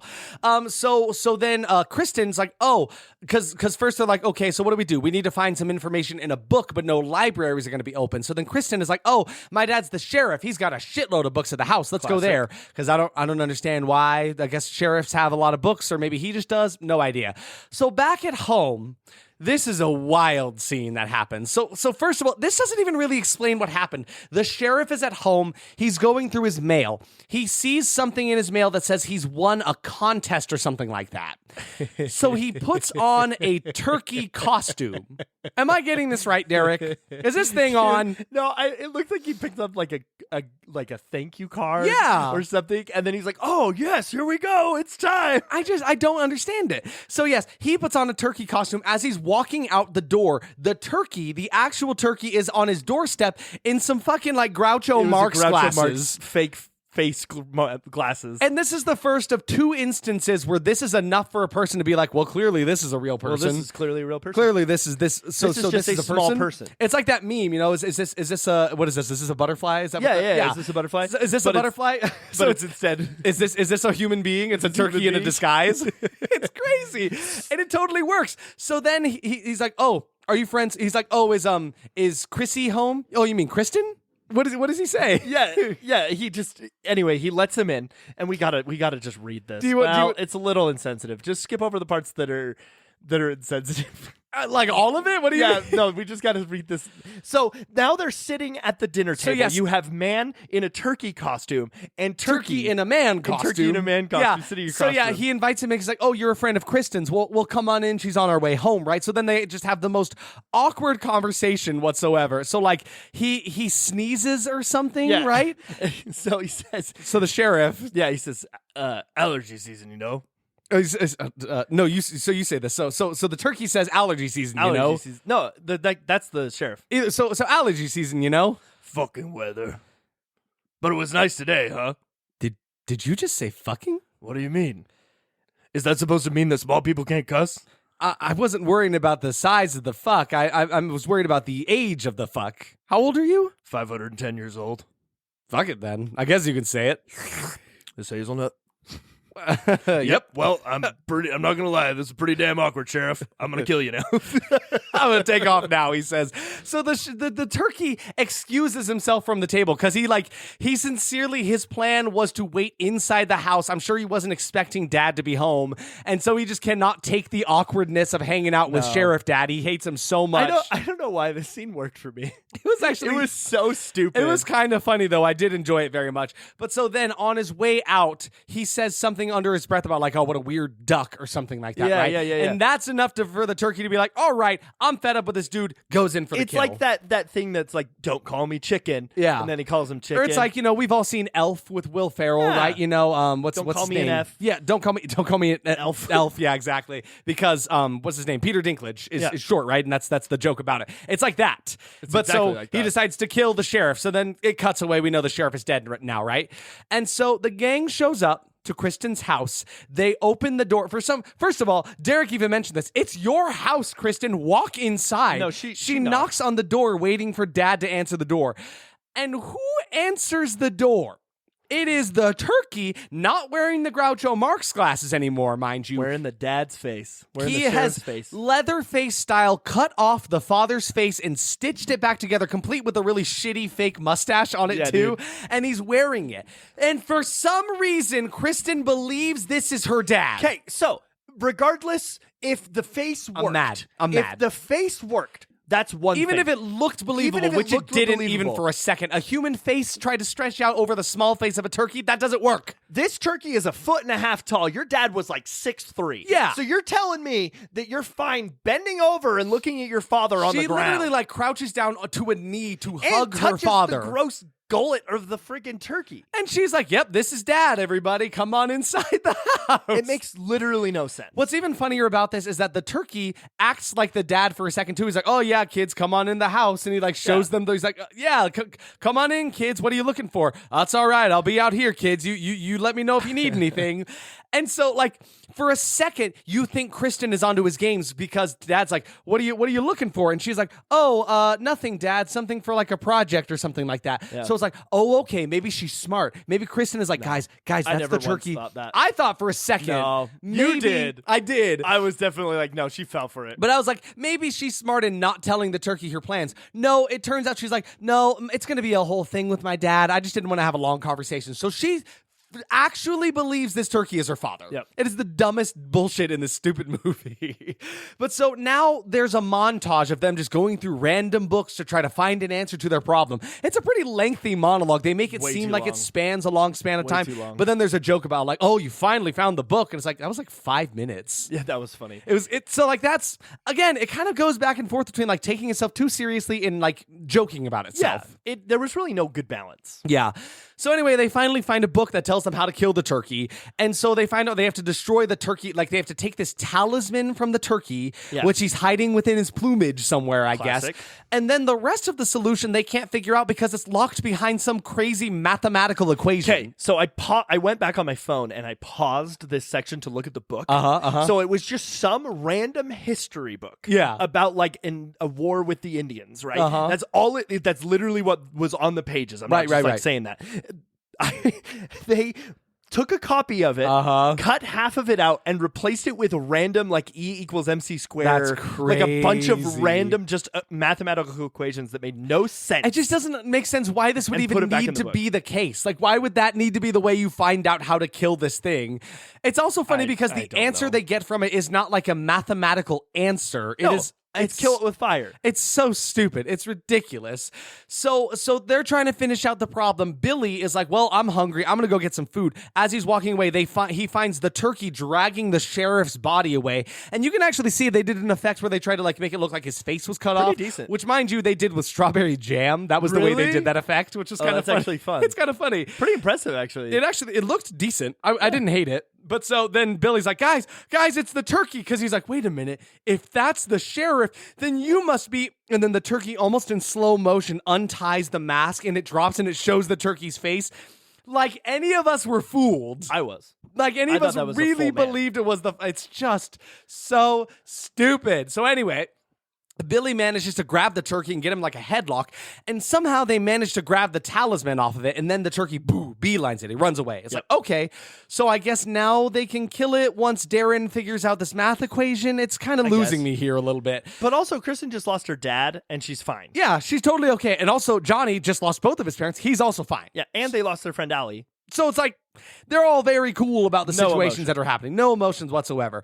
So anyway, Darren finally breaks the code and he tells them they need to burn the turkey at the stake, kind of like a witch, right? One of those witch burning ritual kind of things. And then also say some demonic chant in reverse in unison. It's very arbitrarily specific again. Like this is okay, sure. Why not? But after this altercation had happened, Billy was kind of pissed. He's like, listen, I'm tired of this turkey. I'm going home. I'm storming out of here. So unfortunately, he left that and now he's all alone for this turkey to pick off. And he is a very hungry boy. He's very hungry. Grumbly. So he starts hallucinating. Yep. He sees the turkey on the side of the road, but he doesn't see it as the regular turkey it is. He sees it as this cartoony, holographic, delicious cooked turkey for dinner. It's literally that Looney Tunes effect where they see something on the side of the road and it like turns into like a turkey leg. Yes, it turns into food. But this time it turns into a full turkey. Yes. And so you can see the shitty effects of him picking up nothing, pulling it up to his face and like, eating one whole turkey in one swift, one fell swoop. One swell swoop. This movie's ridiculous. And then his insides begin to grumbly. Oh no, the turkey then pops out of his stomach, almost like a chest burster, with the shotgun bursting out of him and then poking his little head out and says, oh, I guess this was foul play or something like that. Fowl, Fowl, foul play. So now Billy's dead, but the friends are like, oh no, Billy's gone. We need to go find him. So they drive out, find him dying on the side of the road. His guts are out, spilling out onto the road. Darren... Now, mind you, Darren was not friends with any of these people except for Billy. Billy's been kind of a dick to Darren this whole time. But he said they were friends at the beginning. And he's just like sitting here sobbing over his friend. Why did it have to be you? I loved you so much. You were my best friend. And then we suddenly get this like flashback montage sequence of Billy and Darren sharing all these friend moments that definitely feels incredibly homoerotic. First of all, they are in love, and I love their love. I loved it. I love their love. Darren and Billy sing this song about how they were best friends, and now he's his dead best friend. This is the best scene in the movie. It is so crazy. You were my friend, and you got killed by a turkey. I got killed by a turkey. Not my friend. He's not my friend. Yeah. Oh, Billy, you were my best friend. But now you're my to be dead best friends forever. Like, you were my dead best friend. It's just shots of like, it's like bright colors. It's Billy and Darren sharing ice cream with each other. They're playing at the park. They're tucking each other into bed. Like it is just the campiest, adorable. Weirdest, most adorable moment in the movie. Loved this scene. Unironically, I loved. I was mouth agape, like what the fuck is happening right now? It was beautiful. What on earth is going on? Is this movie real? Yes. Could this possibly be happening? 10 out of 10. Honestly, that was a really good moment. It was a really good moment. Because then we cut to a turkey eating lettuce. Yeah. ATP. Yeah, hold on.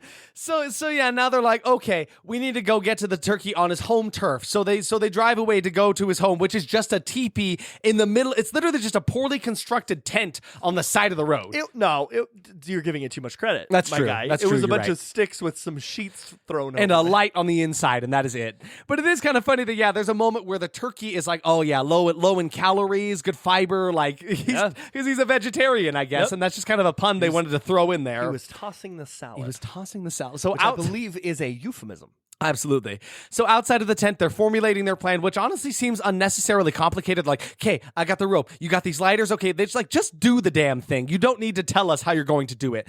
So they managed to sneak up on the turkey and tie him up with a rope. So then all three of the friends were still alive. You got Darren, you got Johnny, you got Kristen. They all start reading the passage from their turkeyologist book, which again is a crazy term for something that doesn't exist. So they start chanting this demonic phrase backwards in unison, I guess, which then makes him lose all of his invincibility power. Which Darren says like he's a 10-year-old, like you guys are playing games with each other. It's like, nuh-uh, you can't kill me because I have invincibility powers, and so you can't kill him. But so them doing this chanting, reading from this book, makes him lose all of said invincibility power. It is just really, really ridiculous what is happening here. But then the turkey manages to somehow get himself out of the ropes and escape through the only entrance in the tent. But what's outside of the tent, ladies and gentlemen? Well, outside of the tent, there's that old hermit man who lost his dog at the beginning of the movie. And he just point blank, bam, shoots the turkey dead. No problem whatsoever. And then, disregarding everything they just read, they're like, oh, this is fine. He's dead now. Because there's even a moment where Kristen is like, no, you fool, you don't understand. You have to kill him a very specific way. And then they go to the body of the turkey. They're like, no, I guess that's good. I guess he really is dead, huh? Nice job. Job well done, I guess. And so, yeah, so now they just kind of share awkward celebratory words with each other. And then like, let's go back to Kristen's to watch movies. Yay, we did it. You missed the line. He's like, nice, you got that lighter, Johnny? Yeah, I got it. I'm ready to see this cock burn. Wait, you mean turkey, right? No, I mean like a dick, not an animal. God, it's just the lines in this movie are so ridiculous. That dialogue ridiculous. Is so good. It's awful. That dialogue is so good. It's really, really bad. And so this is a wild part. They don't show this part, but I guess they dispose of the body of the turkey in a nearby trash can. It's not a normal trash can. It is a receptacle made for toxic waste. And it starts to glow green. And so it's like, okay, so now the turkey's not quite dead. It's going to come back as a radioactive undead turkey. Okay, sure, why not? I guess not. It's not the craziest thing that's happened in this movie. Remember that homoerotic song that happened earlier? I loved that. That was that was probably the best part of the movie, if I'm being honest. So now, during the movie, Johnny asks Kristen to be his girlfriend. He goes, I may have lost my parents, but I gained a girlfriend. In a way, I'm kind of glad all this happened. Yeah. If not, I wouldn't have gotten this close to you. I may have lost my parents, but I gained a girlfriend. And she's like, a girlfriend? Girlfriend? Does that mean? And then they just start making out, and then you hear the sound of pants unzipping, and they just start going to town with each other. Darren is right next to them on the couch. He's sitting right there, so he's like, well, I guess I'm going to go to the bathroom, I guess. So bad. So he goes to the bathroom. He's trying to find some food in the kitchen. As he's in the kitchen, he gets stabbed in the ass with like a meat thermometer. Very good. Which then steams up to proper cooking temperature. He was done. He's got a hot ass, I guess. Nice. Then a glowing radioactive turkey attacks Darren in the kitchen, ripping his tongue out. It chomps down onto his tongue. Kind of a good effect, not going to lie. It was almost good because you could see his real tongue. It started out good. Yeah. As it's stretching his tongue out of his mouth, ripping it off. And then it just starts pecking and pecking and pecking on his chest until he dies. It rips out his heart and throws it to the side. But this is, again, one of the best parts of the movie.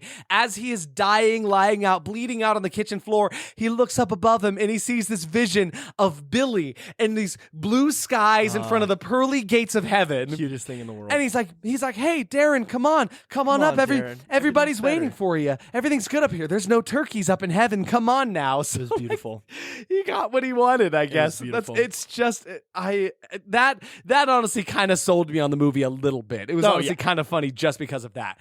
So Johnny and Kristen finish up. Johnny goes into the kitchen to find the dead body of Darren, and as he turns around to get Kristen, what's that shoved into his little belly there? It's a turkey chopper. It's an electric carver. Turkey carver. So yeah, the turkey has stabbed him with one of those electric meat carver things you use for turkeys on Thanksgiving, right? So then Kristen comes to the rescue, just gives the turkey a solid right hook. Yeah. Pow, right in the face. She did better than Mike Tyson. She did really, Derek. Womp womp. Womp womp, indeed. She gives him this incredible right hook punch to the face and then runs away with Johnny. They make their way out to a shack near the house, right? So then Kristen is like, hey, Johnny, do you still have that lighter? As he's bleeding out to death. He's like, yeah, here you go. So she takes like an aerosol can from somewhere in the garage, in the shack, then finds the turkey as it comes to her, and then she lights it on fire with the lighter in the can, which I mean does work. Yep, that is a realistic thing for you. So she lights the turkey ablaze with this makeshift flamethrower, right? Which seems to do the trick in killing it for a second. Yeah. And then Kristen and Johnny share this one last moment. It's like, oh, I can't call timeout on this play because I'm a football player. Football. Remember that reference from earlier? Remember when I made up with my dad? And then he died and stuff, but I'm dying anyway. But they were so in love. They were so in love, and it's so sad. I shed a tear, really. I really do. But then the turkey is still alive and kicking. So as one last fuck you to this turkey, she's thinking, oh, right, it has to die on a stake like a witch, right? So then she just takes a random, I don't even know what she grabs, some random bludgeoning instrument and just swings at it like golf style, and the turkey goes flying into this just conveniently located stack of like a burning pyre. Yeah. Literally a stack of branches. The book did say that he had to burn it this pyre. And it's just, why was that there? Why does she just have that in her backyard? That's pretty normal. It doesn't make any sense. I actually think that that's what they disguised the TP. So that pyre, quote unquote. Okay, I think that's what they had a bunch of sheets thrown over. Yeah, that makes sense. Maybe. That totally, I mean, Might not listen, have been, the budget but it was sure not would've looked fantastic, definitely.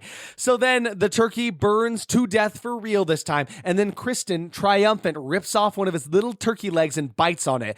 It wasn't a turkey leg, That though. was a chicken. They went to frickin' not Chick-fil-A. What's the other place? KFC. KFC. And they bought a bucket of bones. Yep. And they grabbed one. And just takes just one chomp into this But turkey. I liked the thought behind it. Yeah, it was kind of funny.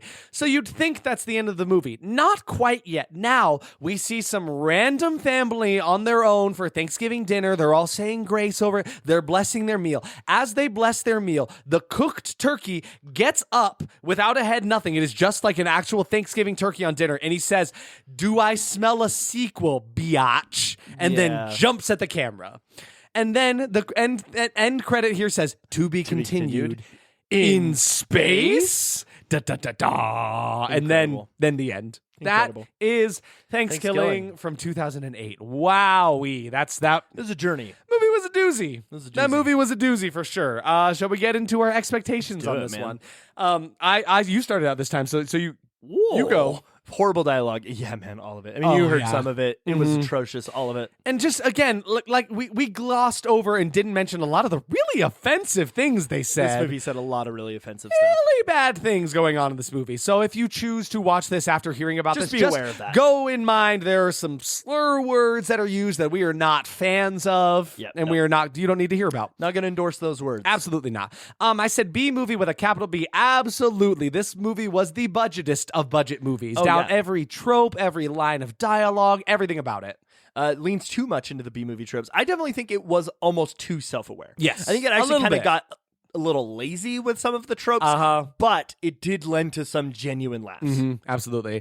I said just unnecessarily raunchy and offensive. And definitely, I mean, the opening shot was just a pair of boobs for no reason. Yeah. And this movie made a point to drop every offensive term they could muster and then sprinkle it all over the whole thing. And the turkey was gross the whole time. And it was, so definitely unnecessarily raunchy and offensive to the utmost. That expectation was definitely was lived out. Yeah. Over sexual all the time. I mean, it just goes right with what you were saying. It was just kind of upsetting. Honestly. Really, though. Shocking practical kills out of nowhere. And it was kind of lost in the insanity of all of this movie, but it actually did have some surprisingly well done practical effects here and there. You know, the gore was pretty wild, and I was actually shocked by it. Yeah, same. Great turkey one-liners. I'm getting pissed. Yeah, it was there. I'm pissed. You just got stuffed. Foul play. Yeah, there were some good ones. Yeah. Gobble gobble motherfucker is the one that they used as they taught their like tagline, but that one does nothing for me. No, exactly. I like all the other ones better. Definitely. I said hilariously ridiculous killer turkey, and I'll say yes, but I really feel like this would have been better if the turkey's voice actor was better, because that guy was not really given he it. did not sell it. He did not work for me. Because it was given in like a gobble gobble motherfucker like board, but it should have been like gobble gobble motherfucker. Yeah, if they really kind of punched that, it would have worked a little bit better. But I mean, he is still just a gross character that's kind of unlikable for a lot of reasons. Yeah. Decent kills. Actually, yes, with some fun themed kills too. Yeah. I was pretty surprised. And that goes into my thing saying themed kills. Yes, pretty much every kill was accompanied by some one-liner explaining either what exactly the pun was in the kill or just some pun about the kill. So honestly, the themed kills were there, killing them with like turkey carvers and meat thermometers and stuff like that. Pretty fun. I actually kind of like that. Surprises for this one. I said I had some. What am I trying to say? I had some expectations about the gore, and it really came through. Honestly, I really thought that the kills were actually kind of impressive. I have to hand it to them. As wild and crazy as some of the shit in this movie is, the kills actually had some good moments. Now there were some really bad After Effects ones, but for the most part, the kills were actually really good as far as the gore and the practical effects in it were really good. I do always appreciate a themed killer. So the turkey killer definitely has nothing from the killer in Thanksgiving 2023, but honestly. Still pretty great as far as themed kills go. I do always enjoy those. It was really back and forth between taking itself too seriously and then totally mocking itself, but it was definitely a time. I'll say that much. The musical number about Darren and Billy being best friends and also definitely probably gay with each other, pretty hilarious. I actually really, really enjoyed that bit. And then my last surprise was just the places it decided to go sometimes. Like, I know it was 2008, but like we couldn't have thought this was okay, right? No, there were some things that like, why are we doing that? For me, the surprisingly good practical effects were just glorious. Yeah. When they were there, they were great. I mean, it wasn't like the best thing I've ever seen, but like for a $3,500 budget, it was pretty decent. Mm-hmm. The reuse of the joke, that blew my mind. Yeah. Like, did they not read their own script? Did they not pay attention to the actors not go, we just used this joke? Yeah, like what? What? Didn't nobody like raise a finger and be like, actually, we just did that. Maybe not. I don't know. Yeah. And then also how poorly this movie aged, but also how well this movie aged. I feel like I'm kind of torn because like I'm very torn if I'm being honest. It aged so poorly in its dialogue, obviously. Yeah. And a lot of its dialogue and a lot of its themes. Yeah. But I had a fun time. It's hard. It was weird. It was like there were certain things about this movie that I was like, okay, this is a B movie. I'm having fun for what it is. I'm not even kidding when we started recording, I had a different outlook on this movie, and now I am very conflicted. I am very torn. Absolutely. And that's all my surprises. So is it time for verdicts? I mean, it's verdict. Do you have yours? Because I don't know if I do. I do. And maybe you'll agree with me. That was B movieable. Okay. I started at horrible. Yes. No, horror. Horrible. Oh, Yes. really? Because I genuinely had so much fun. This movie was the definition of a B movie down to its core. I laughed at the absurdity of it and the stupid nature of it. I had fun. Even if it was borderline offensive and made no sense half the time, I still had fun laughing at it and being shocked about it with friends. I recommend this after a few drinks with a group of friends. Just don't invite any ancient turkeys to your next Thanksgiving dinner, or else you'll be giving your final thanks. Absolutely. That's pretty good. I actually started out as horrible, and now I think I'm somewhere in between where That's I why was I going to did say B-movieable. I'm like it's almost horrible. Like it's so close.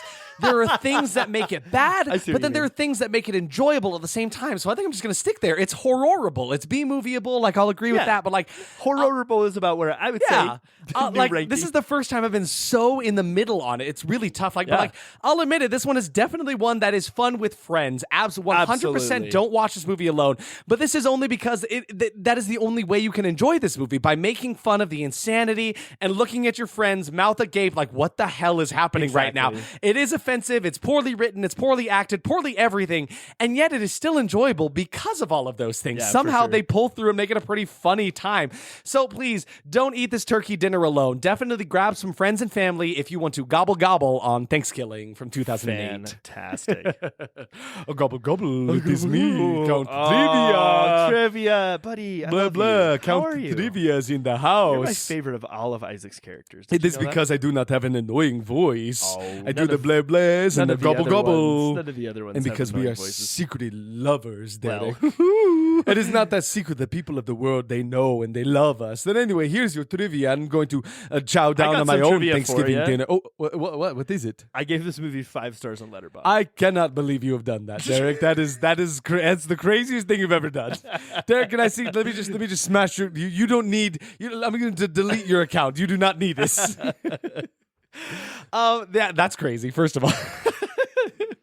Discount Trivia has for us some trivia on ThanksKilling. There was actually more than I was expecting for this movie. Typically, in movies of this variety, budget movies don't have a lot. This one kind of did. To start us out, the central tagline, "Gobble, gobble, motherfucker," was thought of before the movie's actual plot. That makes sense. Which really shows, honestly. This is actually kind of funny to me. The container of radioactive waste was not originally intended as a prop. It was discovered on location by the crew. What? So then they incorporated it into the script following that. What? So I don't know what their original idea was, but they did not originally intend to bring it back through radioactive waste. Maybe that was just the end of the movie, because it felt like the end of the movie. Yeah, maybe they really just finished it there. And honestly, I don't know. It was kind of a fun twist to have it come back looking all green and radioactive. No one wanted to distribute this film at first, so the filmmakers sold the DVD on Amazon themselves. It took 1 year to sell 1,000 copies. Oh my goodness. It took a year to sell 1,000 copies. So I must have watched it the next year, because I watched it on Netflix. It released on Netflix like the year after this came out. Yeah. And my friends were all like, let's watch it. Because, I mean, it says nobody wanted to sell this film at first, right? So apparently somebody picked it up after a while, right? The infamous opening scene, which the opening star, her name is Wanda Lust, which, was shot without a permit in a public park. Oh. Can you imagine? You're going for a playing disc stroll golf on with the your park. boys You got in your the dogs park. with y'all. What a beautiful day. What's that over there? Oh, that lady's... Why is there a topless pilgrim? Why are they filming her? What is happening? they couldn't have a permit for this. No. It's just the... They don't have a porno permit. I should know. I tried to get one, and it was... There were a lot of bells and whistles. I had to... A whole lot of celery. A whole lot of red tape you had to go through to get one of those. I'll have a word with them about this. You turned into a horse. Sorry. The title card, "To Be Continued in Space," was placed in the movie as a complete joke with no intention of any sequels, apparently. Nonetheless, a sequel, ThanksKilling 3, in 2012, was released 3 years after this movie. Like, that's just... Incredible. I can't believe. And I'm very curious about this movie because... To tell you a little bit about that movie, Derek and I watched one scene from ThanksKilling 3, which is I would say an homage, but almost a bastardization of Evil Dead, where the turkey is missing his member, if you will. His dick, yeah. And so his, like, dead turkey skeleton henchmen are like, what are we going to do? He reveals this chainsaw, and they apply it to his crotch. Yeah, he has a dick chainsaw. And so at the in Evil Dead 2, when Ash Williams gets his chainsaw in his hand, his like iconic look, he looks at the camera and goes, "Groovy." Now, what does the turkey say after he gets his dick replaced with a chainsaw? Gravy. Like, I'm so mad. Like, it's clever. No, it's not a bad idea. It was good. But also, I don't know, it was pretty funny. I'm not going to lie, which honestly really makes me kind of want to check it out, right? Also, there's puppets galore in that movie. And so many puppets. Hardly any humans in that one, if I'm being honest.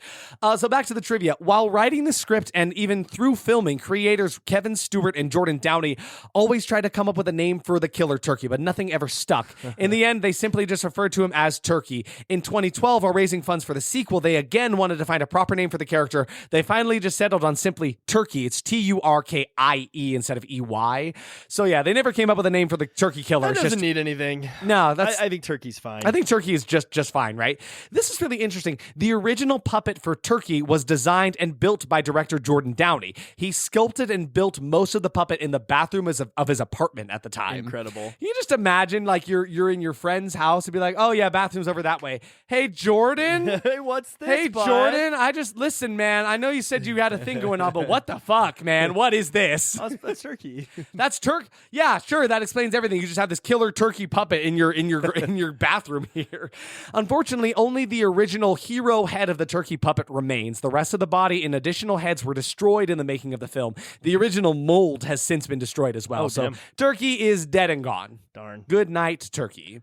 But that is all we got for ThanksKilling 2008. Yeah, that was a weird one. I came into this with a bit more of a negative mindset, and now Me too, for sure. And maybe that's because we have clung to the good parts about it, right? For sure. There are lots of bad things about this movie we neglected and didn't want to bring up, not just because of the offensive stuff, but also just because of the bad writing, bad acting, all of that stuff. I don't know, but I feel like in our podcast we tend to focus on everything. Yeah. Right? Like we just dissect it, and I think we definitely talked about the things we liked a lot. Because that's the point. Like, we're not here to tell you why quote unquote bad movies are bad, right? That's not the purpose of this podcast. We're here to look at all sides of these things and see if there are some some good sides. And clearly, this one had a couple of good sides for us to look at, right? So, to all of you who are very excited about us watching Subservience, I don't know if there were many of you, if I'm being entirely honest. Probably none. It is unfortunately it's the holiday season, and so for the next couple episodes, maybe we want to try to do some themed, we're gonna themed do movies, right? movies. So I'm actually pretty excited for this one. Our next movie is going to be The Ginger Dead Man from 2005, sitting at a 28%. I think that's just audience meter. That's not the popcorn meter. That is not critics rating at all. The synopsis for this one: a witch cooks up trouble when she revives her dead serial killer son as a giant psychopathic gingerbread man intent on killing the girl who had him executed. Pretty good. Yeah, honestly, the gingerbread killer in this movie looks pretty insane. He looks wild. He looks really, really wild. So I'm excited to get into that one. So join us next time. We'll be watching Ginger Dead Man from 2005. Before we can send you on your way, we got a little Garfield horror scope for you guys to enjoy. Thematically, it is a Thanksgiving episode of a comic. Derek, do you know who you want to be this time around? Yeah, I want to be the feelings and the vibes of the final panel. I just want to be the gobble, gobble, nom, nom, chomp, smack, gulp, snort, snort that is in the middle frame here where Garfield and Odie are chowing down on their Thanksgiving meals. Yeah, so this panel's very simple. It's John calls the boys for dinner. They come in, they eat their dinner. They're very gross about eating dinner. They look at going to bed. They think about their toys and everything. And then they end up just giving John a big hug and telling him thanks. Yeah, because he looks a little forlorn about it. Like he looks like a little bit like underappreciated, you know? Yeah. And so it's actually a very sweet moment. They just kind of give him this hug. And you can see this beaming grin on John's face. He's having a great time with this. I don't think I've ever seen John smile like that. And the reason I wanted to pick the general vibes of the final panel is because it is the time of giving thanks, but also like be thankful all the time. Yeah. You know, like it's beautiful to see Garfield and Odie really respect John for probably the first time ever. I know, they shit on him all the time. They He's kind of the butt of their jokes a lot of the time. But in this one, they are hugging him and loving him, and he looks so happy. And just take that with you. The people that you thank, you're thanking for yourself, but you're also thanking for them. And so be thankful. Absolutely. And as far as the gobble, gobble, smack, nom, chomp, gulp, snort, snort, munch, munch, eat, well, that's on one of these panels here. Go to town, guys. I know you all love your Thanksgiving dinners and stuff. Enjoy it. Have your time. Have your cake and eat it too. See your family. Be thankful. Eat the food. Be thankful for said food. Yeah. Have a great Thanksgiving. Really. That's all we got to do. So we'll go have our Thanksgiving. If you enjoy seeing us here, check us out on our social medias. We are on I'm losing my voice as we end this podcast. We are on socials at Instagram at @that_was_horrible, Twitter at TWH Podcast, Facebook at That Was Horrible Podcast, YouTube at That Was Horrible, and TikTok at That Was Horrible. Thank you so much. We are thankful to you. Yes, we are. Thank you so much. That's what we're thankful for. I will sit there at Thanksgiving dinner and think, I am thankful that I have a platform to talk about these things that I love and gush about to an empty space. We do this in a vacuum, right? Yep. And that there are people who consistently listen to that. So so thank you. Honestly, thank you so much. Hope you have a very, very enjoyable Thanksgiving. And safe. Stay safe. Stay winter safe, weather. Stay healthy. Eat a bunch of food. Whatever your tradition is, have a great time doing it. And Garfield be with you. Garfield be with you. Stay spooky.